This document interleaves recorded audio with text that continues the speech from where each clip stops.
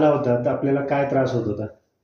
तर माझी मान इथं दुखत होती आणि मणके दुखत होते आणि खाली माकडा तिथं कळ लागत होती, जास्त त्रास होत होता. तर त्याच्यासाठी तुम्ही डॉक्टरांना वगैरे प्रेफर केलं होतं याच्या आधी? मी डॉक्टरांकडे तर अजून गेलो नव्हतं, पण ही ट्रीटमेंट घेतली मी, जे विचार केला होता. ओके. कायरोबद्दल तुम्हाला माहिती मिळाल्याच्या नंतर तुम्ही कायरोच प्रेफर करायचा डिसिजन घेतला. हो, हो. तर कायरो केल्याच्या नंतर तुम्हाला आता किती डिफरन्स वाटतं कायरो आणि कपिल? आता म्हणजे कायरो केल्यानंतर मला थोडासा म्हणजे बॉडी अशी रिलॅक्स झाल्यासारखी वाटते. पूर्ण हलकं-हलकं वाटतंय पूर्ण. म्हणजे शिरा वगैरे ते सर्व जो त्रास वाटत होता तो एकदम गेल्यासारखा गेलाय असं वाटतंय. एकदम रिलॅक्स बॉडी झाल्यासारखं.